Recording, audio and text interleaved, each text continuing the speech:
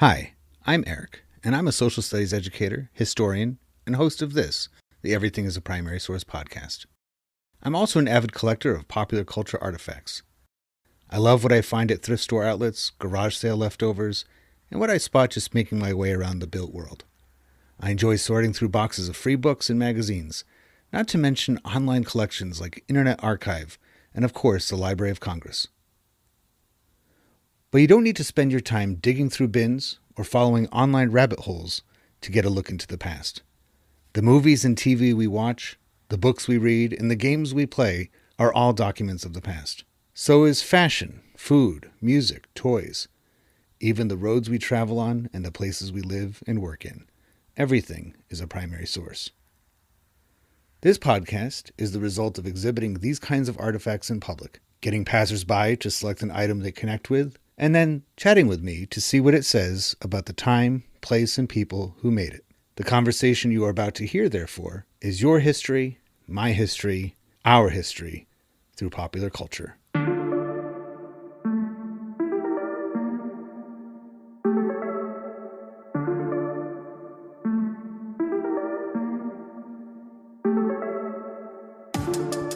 What's your name?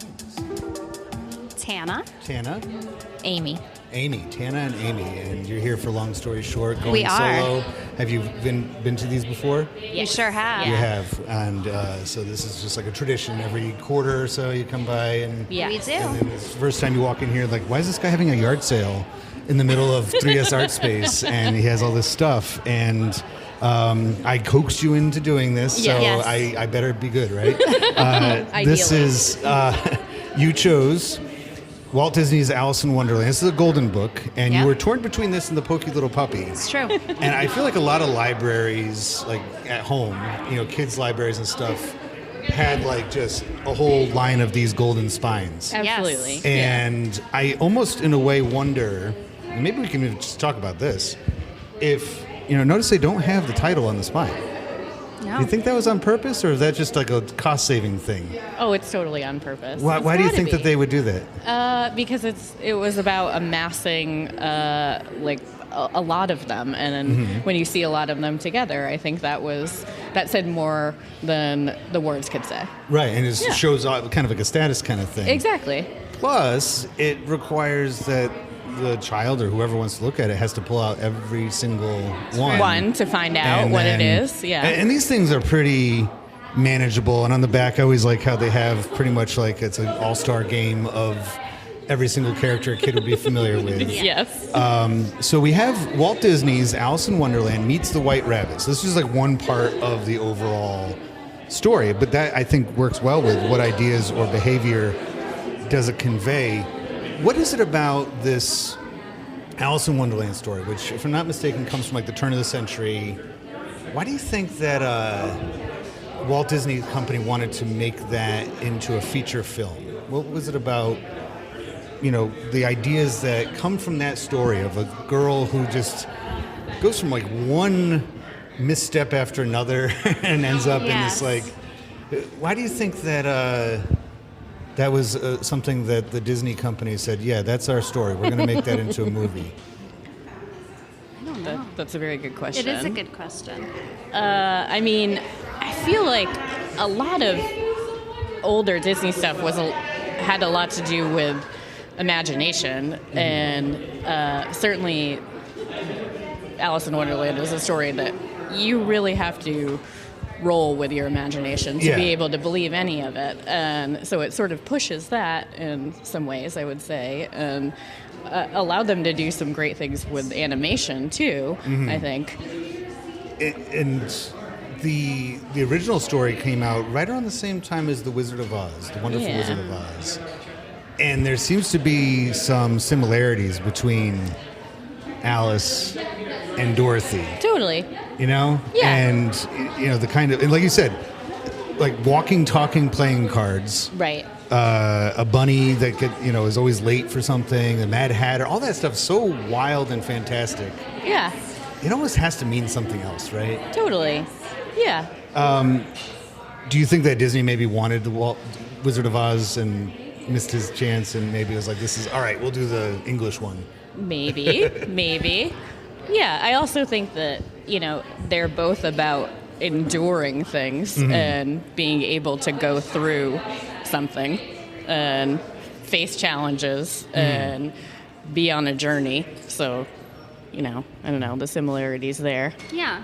I mean, I remember it as a child, but as an adult, it's just way different.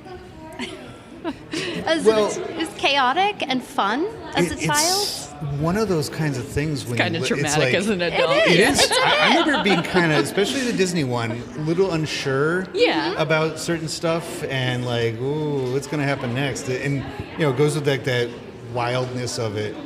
But it's also maybe even an opportunity to, Lewis Carroll, separating the artist from the art kind of conversation. When you learn a little bit more about what he was up to when he wrote the story and the real Alice and stuff like that, you're like, oh, Walt Disney, what were you doing with borrowing that story? It's kind of weird.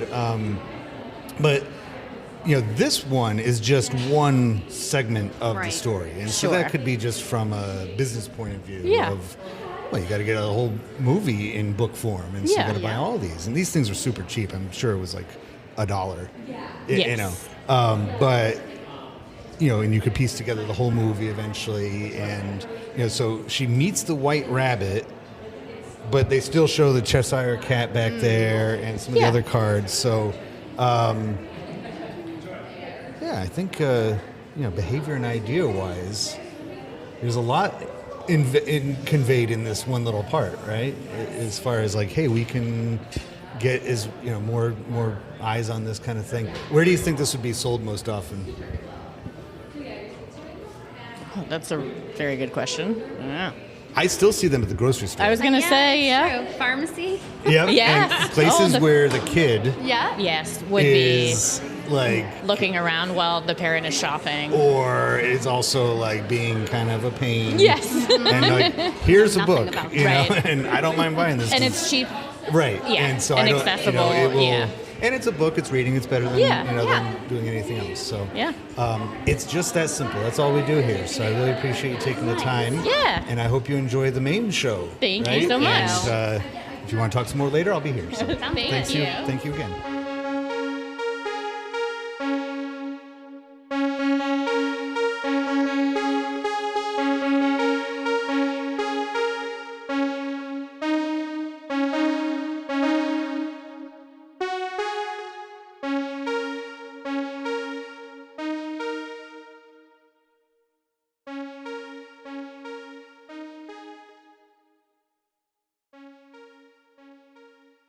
John, so you're going to talk about the Pokey Little Puppy a little bit? Go ahead and talk to the microphone.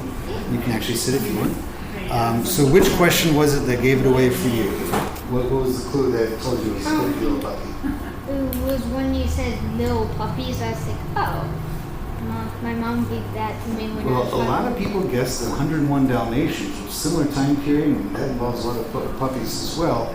Why do you think there were so many puppy and dog stories going on in the 1940s? What do you think the deal was with that? I'm not 100% sure. Maybe because so many people were getting into dogs. Yeah, that was right around the time period that people discovered that dogs existed and that they could have them in their house, right? I'm not so sure about that. I'm just kidding. Well, think about in both stories. So with Pokey Little Puppy, it takes place in the countryside, right? So you're rural, lots of farmland, rolling hills. 101 Dalmatians, where does that start? Kind of in the city, but then when they travel around, they get into kind of country area. Yeah. And there's another book from that same time period from the 40s that comes to mind. Remember the one about the little house? It's a little house in the countryside, and then the city is far away, but then it creeps closer and closer and closer. Because of the construction. Yeah, it doesn't make cities look like a very good place, does it? Not really. So in all of those, you have the same thing going on, where it's kind of celebrating rural life and making city life not look so good. Yeah. So what does that tell you? What do you think about what does that tell you about the 1940s? I think they were trying to tell you that the city wasn't a good place, maybe. Like, the country is the better place. Then The city, of course, because in 101 Dalmatians, they got robbed in the city. That's true. Yeah. It's pretty rough. Did it? Yeah. That's and so they are not happy in the city. They have to flee the city and they go to the country. And that the pokey little puppy. What does the word pokey mean? You know, it's not Pokemon. Kind of like nosing around, going where the nose tells it, like my dog Elsa. Yeah, you say, hey, slow poke, right? It's just kind of, and the pokey little puppy eventually gets his comeuppance, right? Like his brothers keep getting in trouble for the stuff he's doing, and the reason why he doesn't get in trouble is because the mom doesn't see him doing that stuff. Yeah. But eventually he gets in trouble, and so I know it's not really a country versus city type thing, but do you see any other similarities there? I guess during 101 Dalmatians, one of the puppies gets in trouble because it was staying up and looking at TV too long, and he blamed his brother. Like, that wasn't me, that was him, but it was obviously him because the father saw that. Yeah. Yeah. And I guess another thing they have in common is having lots of puppies around. Yeah, pretty much. And which kind of setting is more favorable for that to happen? I guess the pokey little puppy or something. But like countryside, right? Yeah, countryside. Dogs and cats and stuff tend to do better out in Yeah. farms. And you don't have, and when it comes to human children, it's once again kind of driving the point home of like the benefits of the country versus the dangers of the city. I also think about, I kind of think of Lady in the Tramp. Yeah, that's another one too. That took place, and actually in 101 Dalmatians, there's so many Easter eggs that refer to Lady in the Tramp, like the dogs and the pet shop getting ready to get sold from the pound and stuff. And thinking about also with Lady and the Tramp, 101 Dalmatians, and even the Pokey Little Puppy, the artist was a Disney artist. Yeah. So Disney seems to have their hand in a lot of these same kind of stories. Yeah. And I don't think that's a coincidence to you. Not really. So we can literally read into this. And I thank you for your 5-minute chat. That's great.